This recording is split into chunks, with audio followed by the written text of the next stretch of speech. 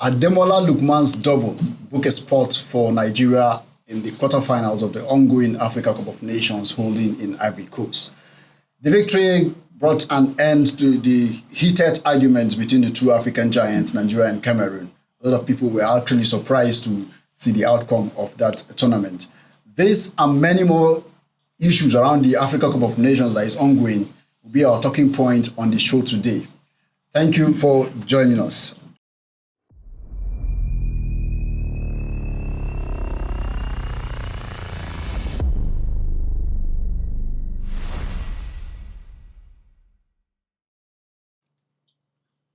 So, gentlemen, the African Cup of Nations is ongoing. Nigeria against Cameroon. That's the main issue we're going to be focusing on, and then also looking at other issues around the AFCON. Were you surprised after the game? I know somebody that don't usually watch football stayed all through the night to watch the game. Were you somebody like who? I didn't mention anybody's name. Anyway, for me, I'm wondering, I don't know, anytime Cameroon has to meet with Nigeria, it's always like a revenge. So what's the beef, But to answer your question, to be honest, I didn't give Nigeria a chance. I didn't think Nigeria stood any chance at that match. The Cameroonian players looked intimidating. I was intimidated. Physically? Yes, physically. I was intimidated, and I didn't think that we stood any chance. So it came as a pleasant surprise for me. And I think we've earned the bragging rights, that our guys did really well. I don't know what you think, Charles. What I think is that the indomitable Lions of Cameroon became the domitable Cubs of Cameroon. I'm saying this with all responsibility. I might be beaten when I leave this place because they are my cousins, from my village. They're just the mountain separating Nigeria and Cameroon. So I welcome any beating, but I was actually very, very surprised, pleasantly, like she said, because given the two matches that Nigeria had played that I knew of, that I watched some minutes out of, honestly, I did not think they had any chance to be able to beat Cameroon. Those Cameroonians, anytime they come, it's like what they used to swallow it's like they eat rocks. So I never actually, I was hoping for the best. And I was happy when just a few minutes into the match, we scored that one goal. If you see me shouting like a madman, only to come back and then someone just did this. I was like, what is that? And they said it's offside. How can you be offside when that is not when you scored the ball? A limited knowledge of football. So I don't want to even say a lot. Before we go deep into this, there's someone that is more qualified to be talking about football. I can come back to talking, and so I'm going to just bring him. In fact, he's wearing a football jersey. This my own is borrowed. He's wearing a football jersey, and he's just coming from the pitch. So I'm sure that he's going to have much more to say about that. Steve, please come and talk. Once you finish and you go, I'll continue. No, Wala, Steve, come. Uncle Steve, let's back down this issue. Before we give Steve a space to say something, I wouldn't say I was surprised, because if you followed Super Eagles very well, they always have a slow start in competitions.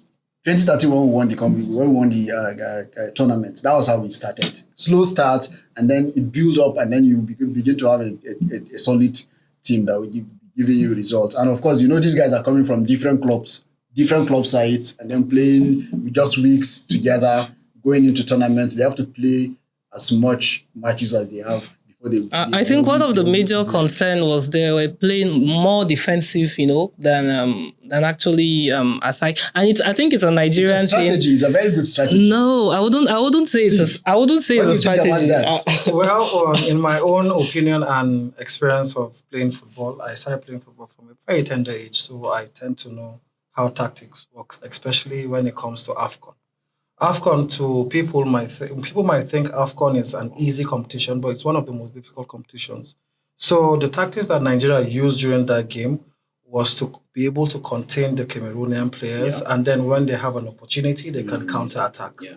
And from during the beginning of the tournament, the Cameroonian Federation, especially the president of the Football Federation, he noted some key points, stating that the players that are playing presently for Cameroon were not like Cameroonians, because most of them were not born in Cameroon. Yes. So, that's, gave us an opportunity to know that these people might not be playing heart to heart the way Nigerians would and play they don't for their really own country. understand African football. Yes. So, of course, the Nigerian team is actually very, very strong in the attacking sector, and would manage the midfield. But then we had a solid defensive masterclass from the captain, which is William Ekong. He played fantastically well. But putting into perspective the way Nigeria played, if you would notice, there's a player called Frank Onyeka. Yeah. He played the defensive Defense midfield. with Ekong. He was picked to join the team after Ndidi Wilfred was removed. So he was breaking in their play and was retrieving the ball back to Nigeria and then passing the ball to the African Player of the Year, which is Victor Osimhen. And all Victor Osimhen did was to overstretch the defense of the Indomitable Lions of Cameroon. And create chances for Yes, them. and he created chances. Yeah. And to me, you see, he has already proven himself that Yeah. he's actually African best. Yeah. To the point that now he has been called up to even go through an anti-doping test, Yeah. which he. Extra energy. So, But do we have the outcome of that test? no, it came out negative. Actually. Great, great. So we all knew he was exhausted from the first half because he was already kneeling down. So from the 70th minute, we had known that he's gone. But then putting into perspective how the game was played, from the opportunities that we were able to create from the goals scored by Ademola Lookman. He's a player that plays for Atalanta in Italy, and he has a vast experience in scoring goals. So this is the point that I believe they can give in back to the motherland, which is Nigeria. Also, Alex Iwobi, we actually expected a lot more from him, but we understand how our African game is. Even him himself and Calvin Bassey, they are all English boys, and they did not grow up playing the African way. So it's difficult for them to adapt, but they are doing excellently well so far. But then I have to give it up to our right back and our left back. The right back is Ola. He's also an English person, while Sanusi Zaidu, he plays for FC Porto. All of them were exceptionally well. They played exceptionally well, but then we now got scared when our goalie was substituted because of injury. Yeah. But thankfully, we heard on the news that he's getting better and he would be able to feature in the next match. I think I would say we didn't really see the best of Zaidu in the last match. He did well in the previous matches, but against Cameroon, he wasn't at his best.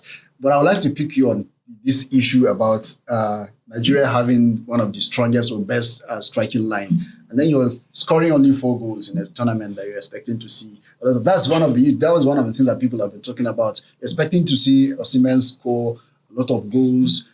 Though we lost Boniface to injury, and then we have Lukman, we have Osimhen, we have other guys on the bench also that have not played. And there's this issue about why is Musa not playing? I've seen a lot of posts on social media. Why is Musa not playing? He's the captain. At least give him some minutes to play. So just like I said earlier, the African Nations Cup is a different tournament entirely. It's not like the Premier League. The Premier League is a league where even though you lose a game, you can actually rebuild yourself and do better the next game. But for a competition like African Nations Cup, you have 3 group matches, and then once you're able to scale through, you go to the knockout stages. So you're not given that luxury to be able to put in your flair power. We all noticed that Samuel Chukwueze wasn't even featured in the game. It was all part of the strategy because the people that were filled in for his position are actually people that can come back and mark. Samuel Chukwueze doesn't mark. He doesn't come back to the middle to mark.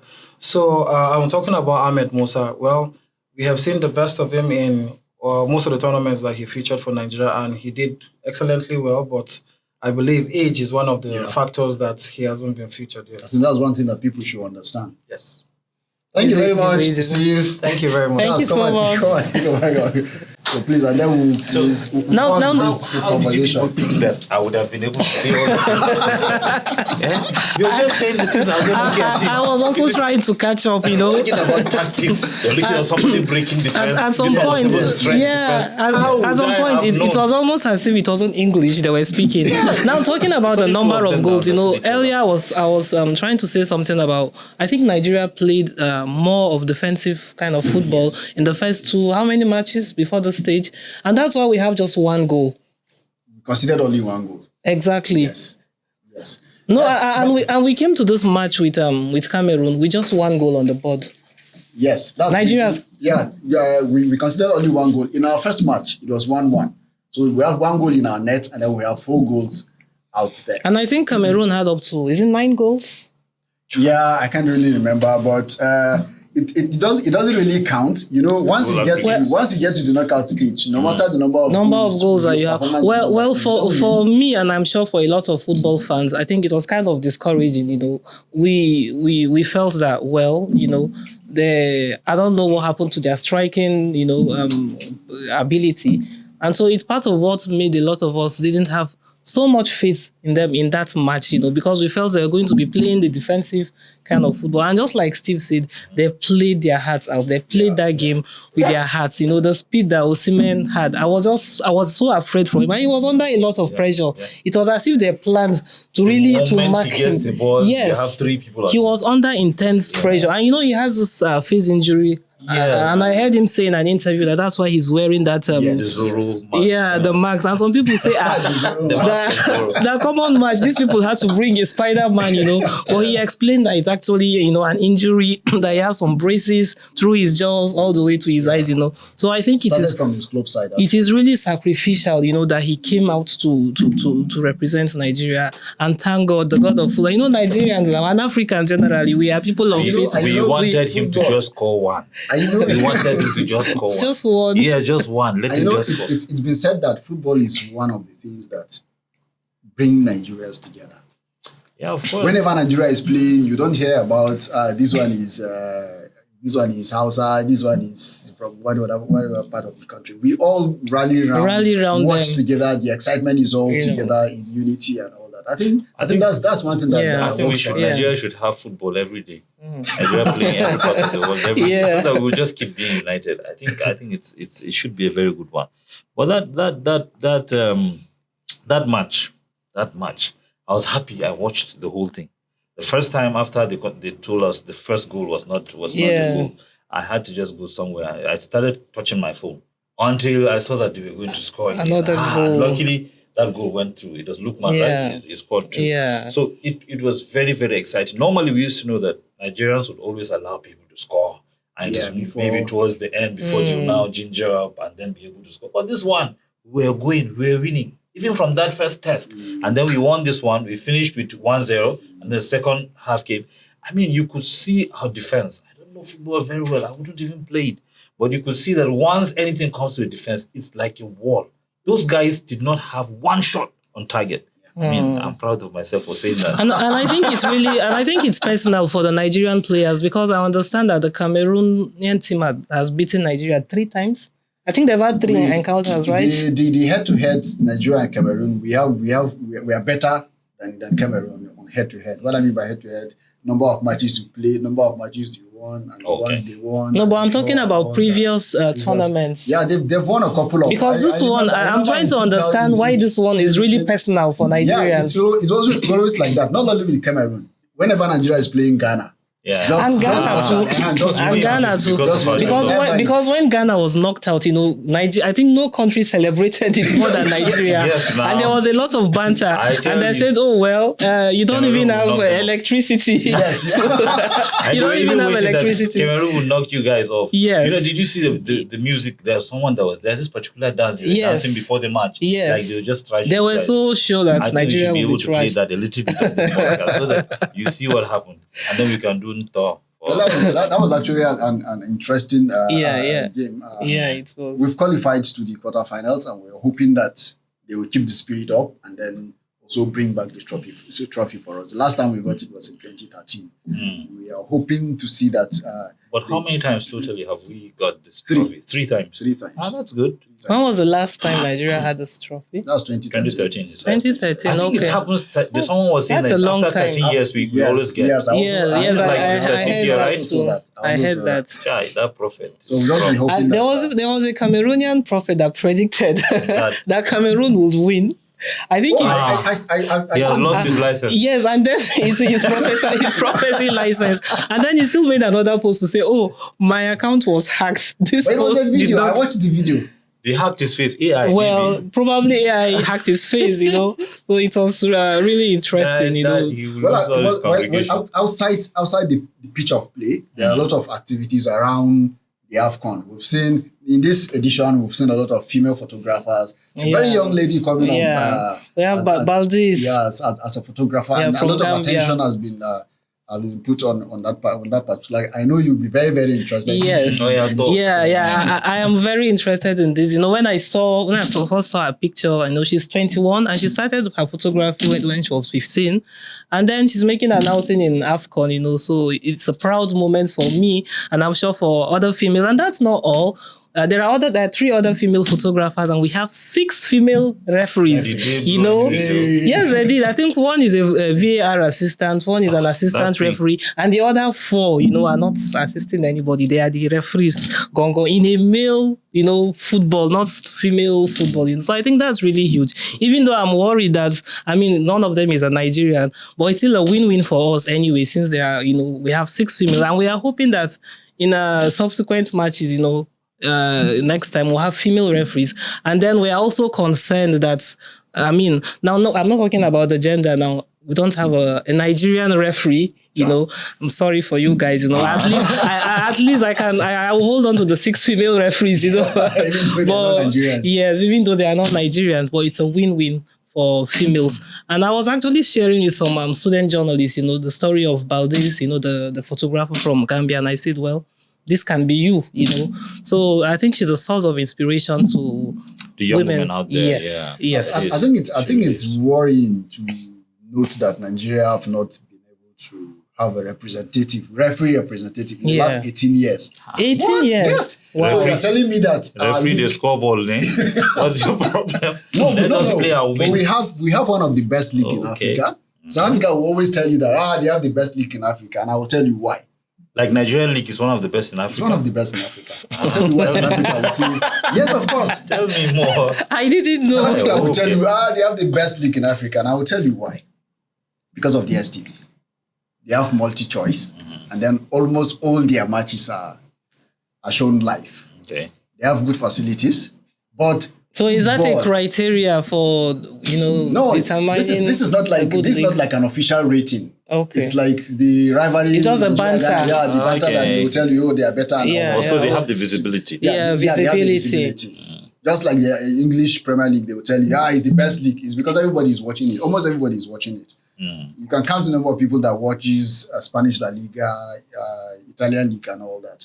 So, but the concerning issue is, why would a country like Nigeria, that has one of the best leagues in Africa, that has one of the best players you could ever talk of, even in European leagues, not have a single person representing Nigeria as a referee in AFCON in the last 18 years? It's not just the edition. Unacceptable. We are not interested. No, we are. Anything in Nigerian is interested in, Nigerian will do.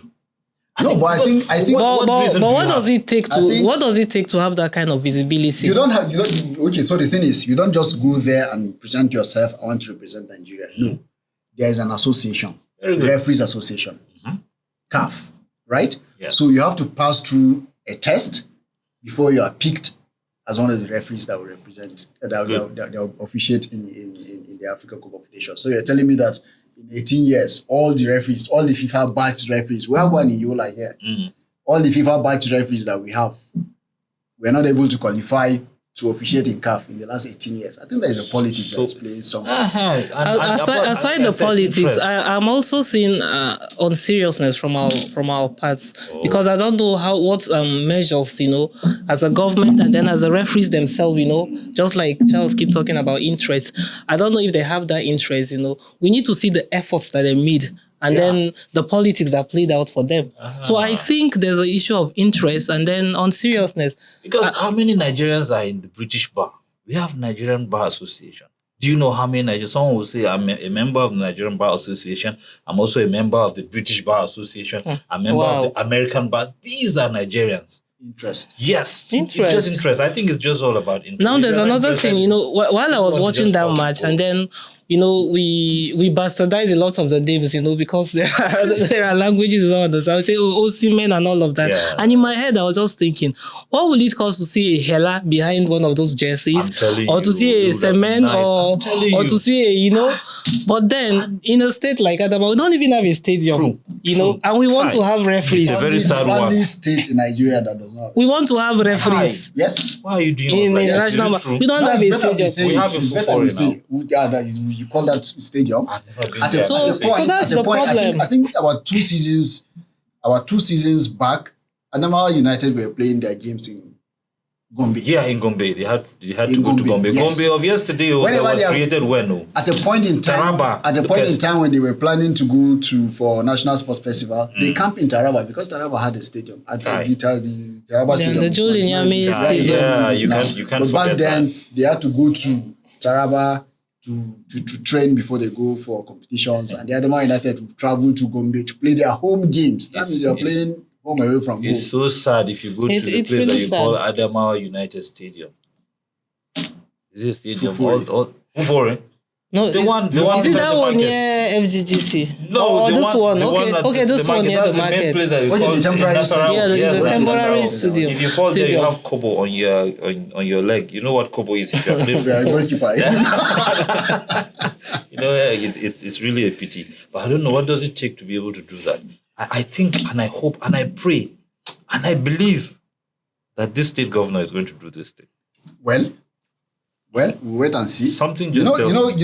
you talked about interest. Yes. And you hammered a lot about Yes. interest. I don't really think I would say I've seen the interest. Remember when Nyako started this thing? Yes, I know person did a from lot our- of stuff. We and were I did always a going lot to of that stories. stadium, Yeah, because when Nyako started, Madam Margaret Zamboto was the Yes, commissioner of yes. sports. He was Yeah. putting a lot of pressure. Yes. You could see that there was this interest. People want to, let it be that during my time, this thing was done. The thing started and then halfway it stopped. And since then, It's like if is there anything that the Adamawa state government, from Nyako to everybody to Bori, have been vilified as much as about the stadium? I think the stadium and then maybe the Yola International Hotel. Yeah. But it's as if nothing would you say Yes. about those things would make anyone do anything. They are simply not No. interested, Yeah, I think simply not interested. Yes. I think we just need someone that can break the jinx. And So that we'll start seeing our own guys, we'll see Hela, like you said. I want to see Povi behind the behind the jersey. I'm like, yes, this one is from Adamawa, Yes, but you see, and we don't love the ones there any less anyway. No, we don't. love them, but then Yeah, your own is your own. Naka ni, Yeah. according to the House of Parliament. Now, So, before the game, we put out a message and then asked people to predict the outcome of the game. A lot of people made predictions. Unfortunately, a lot of them were for Cameroon. But there was one person, I think Farouk. Farouk got that. He just went there. He was the first person to comment. And he said 2-0, 2 for Nigeria, 0 for Cameroon. And honestly, out of like the 3 or 4 or 5 that actually predicted, he was the one that I took less serious because I'm like, it's not even 1-0, it's not 2-1. This guy is saying 2-0 flat. 2-0. What kind of faith? Really so I just brave forgot of about him. it. In fact, I was just talking to one other person that predicted 1-0, a win for us. That's Dr. Helen. Dr. Helen for years. She's in the UK. Yeah. And as we were going with the 1-0, she was telling me, you can see, can we just go open a church because I prophesied is happening. As we were saying that, then the second goal just came in. And I started chatting Farouk. And he was just laughing. Farouk, he was just laughing. I said, Farouk, you have recharge card. If you can find my number anywhere, call. Immediately after the match, he called. I saw a strange number. I picked. I said, "Is that Farouk?" Lo and behold, it was him. So you have to look for the number. Also make predictions for the next game that is coming up. I think on Friday. I would also love to see Farouk's predictions. Yes, I think we have Farouk is your official prophet. And then can we talk about that? So Nigeria will be meeting Angola. Yeah. Did you watch Angola with Namibia? Those guys are also intimidating. They are. You know the interesting thing about this AFCON is all the big names that you know before. In fact, they became chickens. They were flogged. Yes. Egypt is out of the competition. Senegal, the defending champions. Even the people hosting it, gone. They're still there. They're still there, but they didn't do well. they didn't do well, just like Cameroon, they didn't do well. Yes. And we will hope to see that if the guys keep up the spirit Yes. of the game against Cameroon. I saw Osimhen, I think yesterday, tweeted that they have not played their best yet. So we should wow. be expecting, Chai. we should be expecting a lot of energy This and guy a lot is of giving work. us vibes. Vibes the on vibes. vibes. On vibes. Yeah. So we'll see them going into the semi-finals and then to the finals and probably bringing the cup. Please bring the cup back, bro. Amen. You want to bring water inside. We'll so Gary inside. You know they call Gary 4 cousins. Yeah. Yeah, You know what they Four are, 4 cousins. cousins. You know the 4 Yeah. cousins. Now you can name them.